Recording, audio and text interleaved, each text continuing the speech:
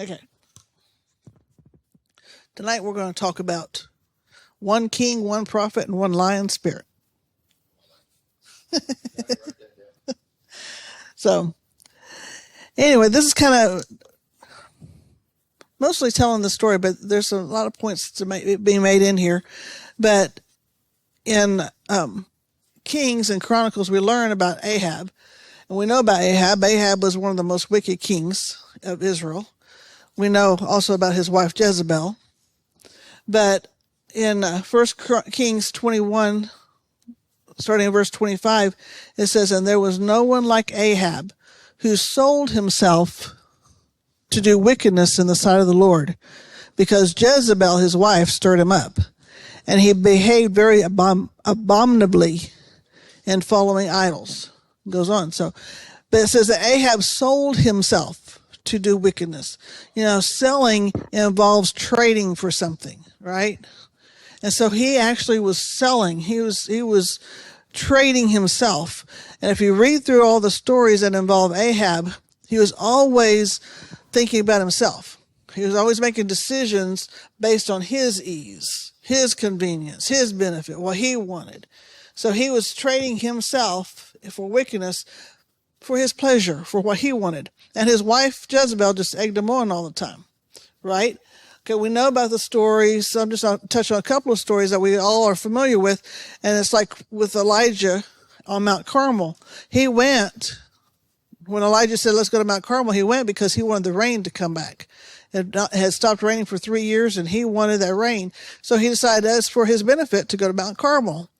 But if you look at that, after Elijah said, "Call all the Israelites there," you don't hear about Ahab on the mountain. He was there because afterward Elijah was talking to him. But the whole time Elijah and the prophets were doing their thing, Ahab was just up there observing. Doesn't say anything about him. He didn't say anything. So Elijah, they did everything. His prophets cut themselves, did all their stuff. The fire consumed the altar. We know all the story. 850 prophets were killed. Ahab didn't even say anything, but the prophets were all killed. No, it doesn't even say he came to their rescue. It doesn't say anything about Ahab. Okay? But when Elijah said, "Okay, Ahab, go up, get something to eat and drink because the rain's coming." Ahab didn't have any problem going up and feasting, eating and drinking while Elijah went and prayed. It was all about him. He didn't participate in anything else. It was about him. What was he wanting to do? And he was fine because Elijah said it was going to rain. So we know that. We know also the story about Naboth's vineyard. How Ahab wanted it. And Naboth said, "No, this is my family's inheritance. I'm not going to give it to you. I'm not going to sell it to you." And Ahab went and pouted. We all know the story. And Jezebel went and took care of it. She had Naboth stoned. And so that Ahab could get his vineyard. And then Ahab was happy again, right? So there's another story that's in there too. And you can read all about this one in 1 Kings 20. It's pretty interesting. But it's talking about when Ben-Hadad, the king of Syria, came against Ahab. And Ahab, at that point, he was willing to give him all his silver and gold and his wives and his children. Talks about it. He said, Ahab said, "Everything I have is yours. It's fine." Okay?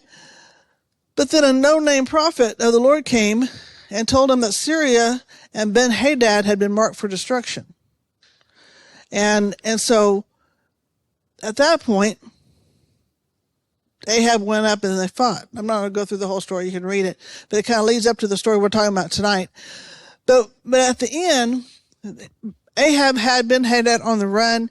And Ben-Hadad was holed up in an inner room in a little town, and they just knew that Ahab was going to kill him. And he sent his ministers out and said, "Maybe the Israelite king will have mercy." So instead of killing him like he was supposed to, what the prophet said, Ahab went ahead and made a treaty with him. Okay, and sent him home. So instead of actually doing what the Lord commanded him to and taking care of business, he was making treaties with the enemy. Okay, so then that's how we come to 1 Kings 22. Okay, and this is basically where I'll be at. So with this treaty that Ahab had made, Israel and Syria hadn't been at war for 3 years. They kept the peace. Everything was fine. They both gone their ways. They didn't have war. All was good. But in the third year, Jehoshaphat, king of Judah, came to visit Ahab. And Ahab thought, opportunity. And he said, do you know that Ramoth and Gilead is ours? But we didn't want to stir up the king of Syria. We were hesitant to reach out to, put our hand against king of Syria. But then he said, Jehoshaphat, since you're here, you want to go up to war with us? I don't know. Maybe he thought that he could blame Jehoshaphat if something went wrong. I don't know. But there was, it was like, well, now since Jehoshaphat's here, let's go to war. And because he wanted Ramoth in Gilead. Well, Jehoshaphat said, sure, but let's inquire of the Lord first. Okay. So Jehoshaphat wanted to know what God said about it first. Okay. So Ahab gathered 400 prophets. Now these were the prophets of, again, Baal and Asherah. These were not the prophets of the Lord. Because he gathered people around him that would tell him what he wanted to hear. You know how Paul was talking about in Timothy, those with tickling ears? Ahab was the one with tickling ears. He wanted to hear what he wanted to hear, And, of course, all those guys said, go up, for the Lord will deliver you into the hand of the king. Just go up.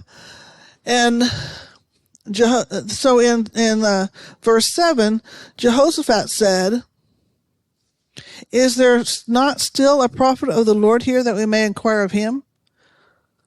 Jehoshaphat's like, these prophets are not the ones I'm talking about. I want a prophet of God. So the king of Israel said to Jehoshaphat, there's still one man, Micaiah, the son of Imlah, by whom we may inquire of the Lord, but I hate him because he does not prophesy good concerning me, but evil. And Jehoshaphat said, let not the king say such things. So then the king of Israel called an officer and said, bring Micaiah the son of Imlah quickly. Okay, so if you noticed here, Ahab hated Micaiah. Why? Because he didn't say what he wanted him to say. Okay? Micaiah was not a yes man. But when Jehoshaphat said, don't talk about the prophets of God that way, then immediately Ahab turned. He didn't, and he called for Micaiah quickly because he didn't want to go against Jehoshaphat's goodwill. He wanted Jehoshaphat to be there for that war. See, that is all for his benefit. All for his benefit. Now, I don't understand during this time why he didn't call Elijah. Maybe Elijah was one of these people that only appeared when Elijah wanted to appear. Or maybe he couldn't find him in them after. He didn't even try it. He just called Micaiah. So regardless, Ahab sent for Micaiah. And while they were waiting for Micaiah to show up, then it says in there that the kings put on their royal robes and they sat on a throne. They each sat on their throne on a threshing floor at the gate of Samaria. So they were trying to exhibit all their authority. Here we are, royal robes and all. And all these 400 prophets were contributing to the show by prophesying over them. One, Zedekiah even made him horns of iron and said, with these you're going to gore the people of Syria until they're destroyed. They were just doing all the dramatic stuff. Of course, we've seen it some in our churches too. But anyway, we won't go there. Okay, but they were being very dramatic, So picture the scene. Here's these two kings, all in their royal robes, sitting on two thrones in front of the gate. And here's all these prophets and all their regalia and horns of iron and everything else coming and bowing down and dancing in front of them and prophesying over them and doing all this dramatic stuff. And then here comes Micaiah. And just as they were coming near enough to hear all the hoopla, the messenger stops and says, wait a minute. In verse 13, it says, now listen, The words of the prophets with one accord encouraged the king. Please let your word be like the word of one of them and speak encouragement. He was like, come on, guy, please don't, just go with the flow.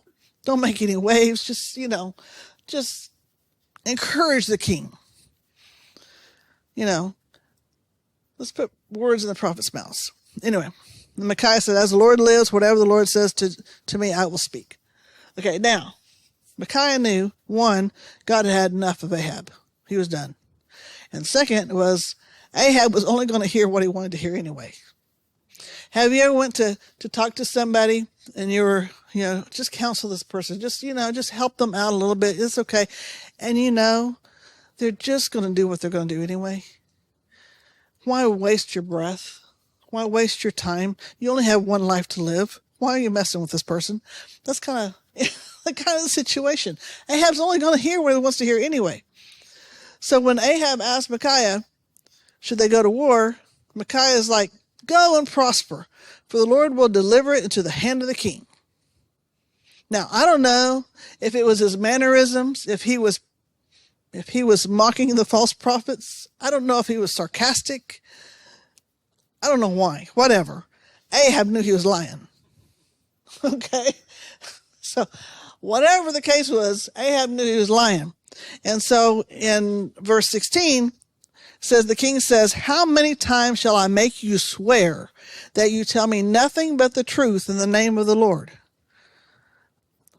So Ahab, even though Ahab doesn't want to hear it, he was saying, well, tell me the truth anyway. Okay. So Micaiah said, I saw all Israel scatter on the mountains as sheep that have no shepherd. And the Lord said, these have no master, let each return to his house in peace. In other words, where's the shepherd? Where's the king? Think about it.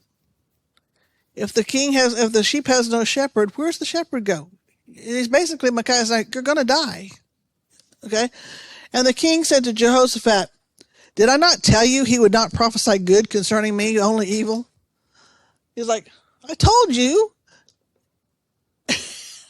Anyway, but Ahab still is like, I still just want to hear what I want to hear. I don't care. You can tell me I'm going to die, but I still just want to hear what I want to hear. Okay? But then the Lord allowed Micaiah to give an account what was going on in the throne room. Okay? And this is, and many times, if not most of the time, those of us on earth forget that God is the one on the throne. That there is things happening in the throne room that dictate what's happening on earth. Okay, Proverbs 21:1 says, the king's heart is in the hand of the Lord. Like rivers of water, he turns it wherever he wishes. Now listen to the New Living. It says, the king's heart is like a stream of water directed by the Lord. He guides it wherever he pleases. So Proverbs 21:1. So if you think about it, if you think about water, water is very pliable and it's kind of hard to direct. But when you put it in its path, or you can cut a channel and it'll go that way. And that's what I say, God will direct the king's heart. God sees everything. God knows everything. There is no place in all creation that's hidden from God. He is all in all. And all is in him. So nothing escapes his attention. There's no tunnel that's deep enough or hidden enough that God doesn't see it. There's no person on the face of this earth that God does not know. Even if the world, even in all of his accounts, does not know that person. Even if they were born in the depths of one of those tunnels, God still knows them. Nothing's hidden from him. And we got to remember that. So in everything going on in the world today, God still sees and he still knows and he still directs the heart of men to their prosperity or to the judgment. So in all these leaders and all the stuff that's going on, God is still directing the paths. Now, we also know that, I think I'm getting ahead of myself, but we also know that God, in directing the water of a person's heart, never goes against their free will. Okay? So, he gives them opportunities. He knows what trips their trigger. He knows their character. And that's what he uses to direct their paths. So he still never goes against their free will. But let's read about what the Lord said, what he did. In 1 Kings 22, starting at verse 19. It says, Then Micaiah said, Therefore, hear the word of the Lord. I saw the Lord sitting on his throne, and all the host of heaven standing by on his right hand and on his left. And the Lord said, Who will persuade Ahab to go up, that he may fall at Ramoth Gilead? So one spoke in this manner, and another spoke in that manner. Then a spirit came forward and stood before the Lord and said, I will persuade him. And the Lord said to him, In what way? So he said, I will go out and be a lying spirit in the mouth of all his prophets. And the Lord said, You shall persuade him and also prevail. Go out and do so. Therefore, look, the Lord has put a lying spirit in the mouth of all these prophets of yours, and the Lord has declared disaster against you. Okay? So if we look at this passage, and we see, and we kind of break this down. First, the Lord sitting on his throne, and all the host of heaven is on his right and on his left.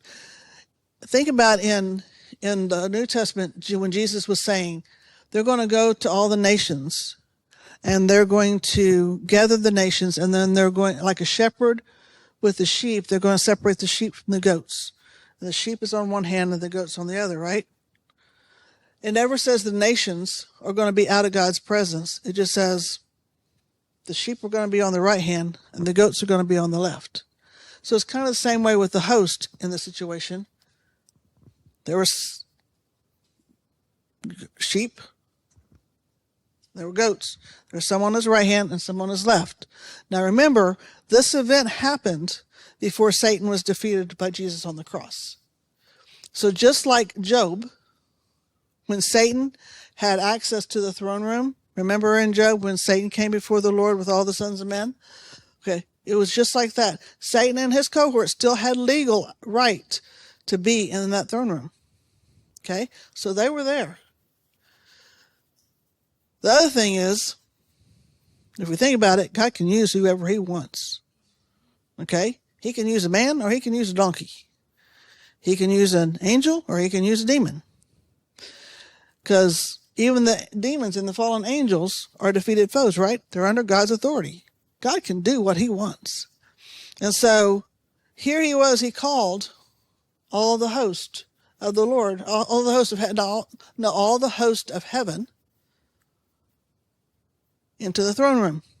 And what was he doing? He was purposely looking for a way to get Ahab to choose to go to war.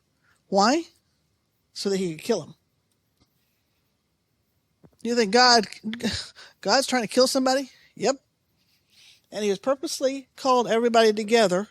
So it wasn't his decision. It was like everybody together, let's make this decision together. Let's figure out a way together. God still, even then and even now, still has council rooms.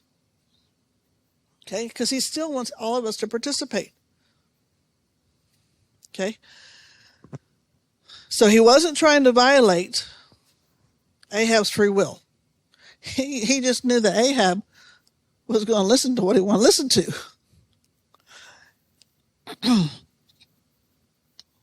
And he knew, even though Micaiah prophesied truth, he could have chosen not to go to war. He knew that Micaiah was speaking truth. He knew that Micaiah was saying what God was telling him. And he knew, Micaiah wasn't mincing words. He's going, the sheep's going to be without a shepherd. He's saying, God's bringing disaster upon you if you go up. That's as plain as day. So Ahab could have chosen to believe truth. But God knew Ahab's character. And when that lion spirit offered to go persuade Ahab, the Lord agreed because he knew that Ahab would only listen to what he wanted to hear. And it was a lie that he was going to come back and be successful. So the story goes on. I'll paraphrase. But Micaiah prophesied the truth, even when he was against 400 other people. 400 men. were saying, go up, you're going to prosper. Go up, it's going to be fine. Go up, we're prophets of God. We hear God, go up. And Micaiah is the only one saying, truth is, you're going to be killed and killed dead. So I heard somebody say, he's going to be unalive. Yeah, he's going to be unalive, okay? So the others even mocked him. And Micaiah stood true. And Ahab even said, I'm going to throw you in prison and we're going to torture you until I come back in health. And Micaiah said, if you come back in health, I'm not a prophet of God. And he said, everybody beware. And so I don't know whatever happened to Micaiah. I don't know if if they let him go when Ahab died. I don't know. Because that's the end we hear right there. But it goes on that Ahab did go out to war. But he disguised himself. He said, I can hide. I'm not going to war. We're not do this because I want Ramoth. But I'll just pretend not to be the king. But it says in verse 34, now a certain man drew a bow at random. He was just put out an arrow wherever he wanted to put out. And it just so happened it struck the king of Israel between the joints of his armor. And I'm thinking, I wonder which angel that was that directed that arrow to that spot in the armor to take care of Ahab. But anyway, a certain man, he died. Certain man drew a bow at random and struck the king of Israel between the joints of his armor. And Ahab did die that evening, propped up in his chariot. And it said that the blood from his wound ran out onto the floor of his chariot. It's really graphic in there. It says, Ahab was propped up in his chariot until evening, and the blood came out of the wound and it went through the chariot. But it says in verse 38, and it says, and they took him back to Samaria, and he had died, so they buried him.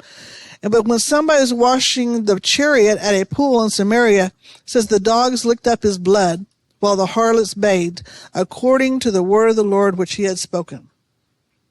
So even to the very end, all the prophecies that have been spoken about Ahab came to pass, to the point where the dogs licked up his blood. Elijah had said that, yeah. So the dogs licked up his blood while the harlots bathed in it. So this is this interesting story. Okay? But if we look first at Ahab, here was a king that sold himself to wickedness and evil. It was his choice, okay? He surrounded himself with yes men. He didn't care about the truth. He lived for the benefit of one, himself. Think about it. When he offered Ben-Hadad his wives and children, he was offering Jezebel to him. Can you imagine what Jezebel would have done? But Ahab was more concerned about himself, even to the point where he would offer Jezebel to Syria. Okay? But he lived for the benefit of one. And even when he knew that the prophets of God spoke the truth, he only responded to it if it benefited himself. He didn't have any fear of God. It was, what's in it for me? It made him a weak king. It made him wishy-washy. Okay? But he was also very dangerous. And we see traits in this. Even in the church, we see people with these traits. Sometimes we call them Ahabs if they have a Jezebel with them, and sometimes these are just wishy-washy people. Okay, it's double-mindedness too. It's like I'll do one thing if it pleases me, or I'll do it this way today and this way tomorrow. Okay, there's no room for that. For those who have no convictions, we don't have room for that in the kingdom. For those who won't even state their convictions, they may have convictions, but they won't make them public because, well, I might want to change tomorrow. Or it might not benefit me for people to know that, or I have to hold my business close to me because I can't let anybody else see that. Well, in James 1:8, it says he's a double-minded man, unstable in all his ways. So it says, even on these people, we're talking about they have two minds. They might decide one way or one another. But it makes them unstable in all their ways, not just in the fact that we can't count on what their decision is, okay? But we have to mark them because we can't count on them. When the winds come, when the waves come, they're going to be tossed around. And if you're counting on them, you're going to be tossed with them. So unless you can count on them, unless you can say this is what they stand for, you can't trust them. They're dangerous because you think that you can trust them. You want to trust them. Excuse me. You think that you can, but in truth you can't, because in the end they care for themselves first. They care for their own comfort first. They care for their reputation, their desires versus kingdom. It's what I want. It's my business. Nobody has my business. I'm not kingdom. I'm me. They're dangerous because for us, we want to trust. We want to count on each other.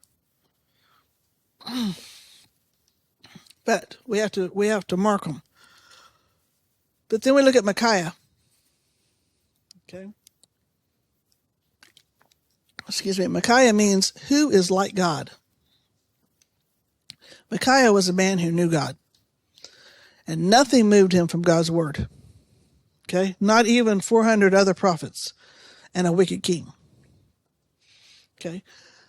So he makes me ask the question, am I confident enough in knowing God's word? Am I confident enough in myself to stand firm regardless of who is speaking opposite? Okay? And Vicky and I talked about this yesterday, I guess it was.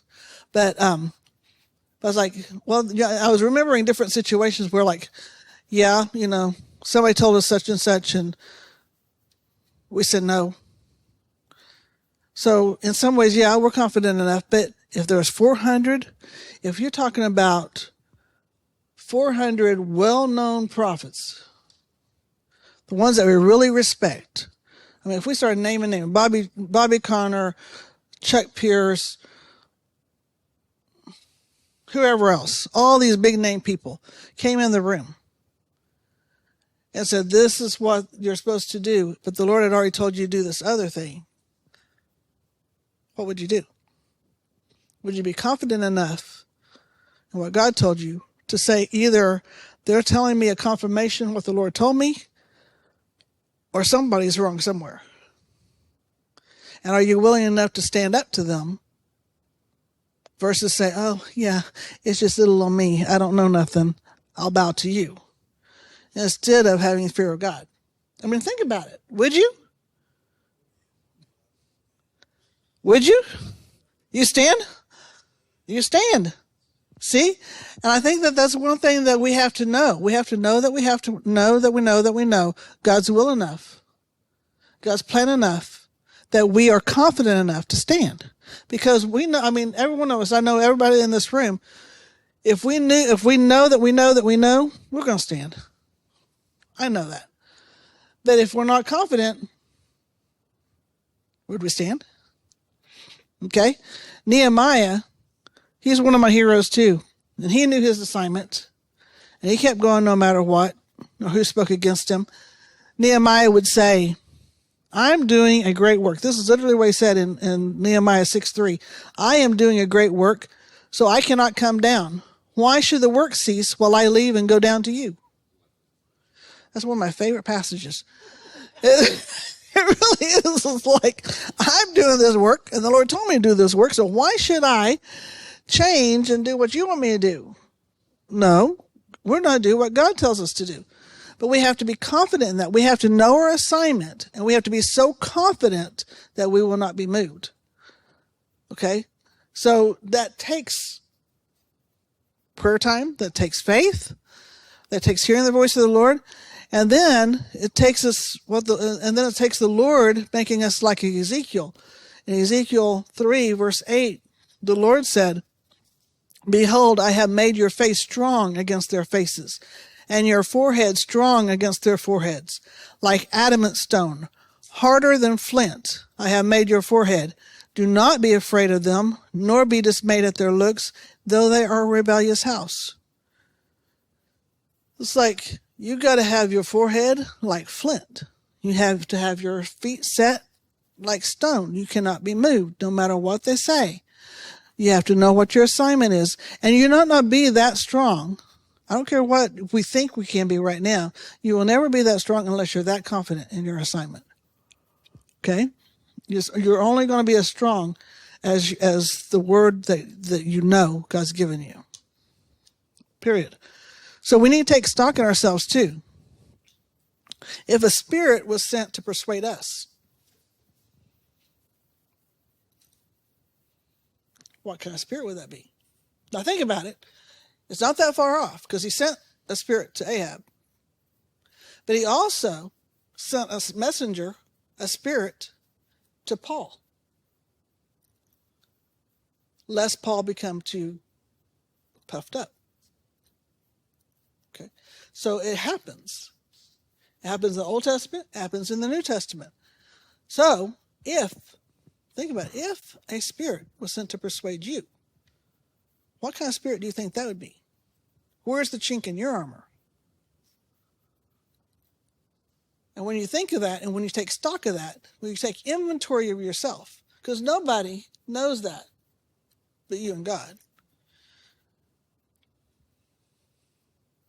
You know, sometimes you have to even ask the Lord, where is that? Where do I need to build my character up? Where is my weak link? What do I need to do? Because I don't want to be able to be wishy-washy. I don't want to be able to be moved by some lion spirit or some other kind of spirit. I don't want to be moved. You know, and if you think about it, a lot of times the last few years, you know, there's a lot of times we could have been moved. And a lot of times we were moved and we had to get back in position. Why? Because we get tired. Even Daniel says, you know, if at all possible, Satan's going to come and wear out the saints. We just get worn out. I'm tired. I'm tired of thinking about this. Okay? I'm tired of believing for this. When's it going to come, Lord? Well, it doesn't matter when.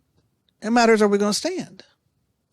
Because in Hebrews it says, and some of these people that didn't even receive their promise when they were on earth. Some of them still haven't received their promise because they're waiting on us. It says they're waiting on us to receive our promise so they can receive theirs. So you're talking about some people, some of the cloud of witnesses are sitting up there in heaven waiting on us to believe and receive our promise so they can receive theirs. How frustrating is that? Okay? But we need to take stock in that.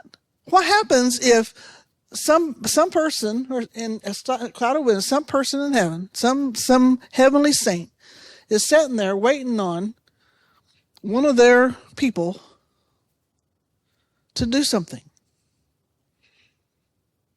And that person's so wishy-washy it never happens. And they lose the promise. How frustrating would that be? Don't you want to just go up and bop them upside the head? You know, there's people now we want to bop upside the head, but if you're in heaven and you already know the end from the beginning and you're like, would you just get your act together? You got a free will. Take care of it. You know, I mean, think about it. It happens. I don't want to be that person. I want to be that person that says, we finished well. And God says, well done. And those who are waiting on me to fulfill my promise so they can fulfill theirs, I want them to be rejoicing with me. Not being upset at me. I had a dream the other night about my grandma and we were preaching together and I thought, this is wonderful. And then you think about it, I'm like, I'd rather her be preaching with me than preaching at me. You know, because I know my grandma. But, you know, I mean, but think about this. They know what's going on. And we have to be strong not only for us, but for those who have gone before us and those who are coming after us. Okay? But if you think about Ahab and Micaiah were both humans. They're both men. Okay? But both of them, their characters caused them to either fall or stand. Okay? Our character is going to decide what we do. And we can fall or we can stand. We have a choice. We can obey truth. We can follow truth. We can go with truth. We can stand strong. Or we can be like Ahab and say, whatever, Surah, Surah. I don't want to hear truth. I just want to hear what tickles my ears. You know, even don't tell me I'm going to die today. Tell me I'm going to prosper. I don't care if I'm going to die. Just don't tell me that. You know, come on. I'm one that I want truth because the Lord is truth. And if we don't want truth, we don't want the Lord. So anyway, in this story, and I love the Book of Kings, but in all this, if you go back and you can study it out and you study the person's character, Micaiah was willing to stand for truth, no matter what. I want to be that kind. I want to be the person that will stand, no matter what. And we're going into a time when we're going to have a lot of choices.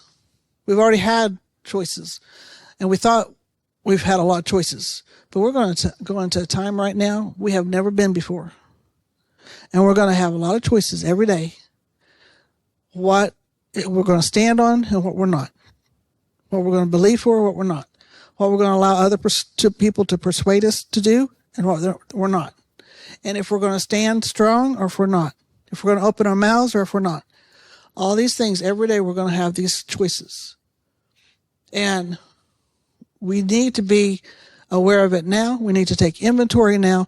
And we need to chink up those joints in our armor.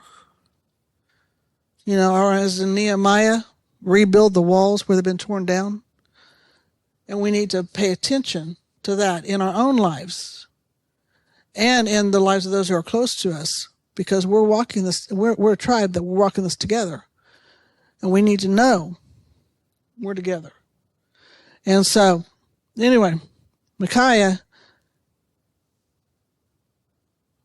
was one of those guys that is strong.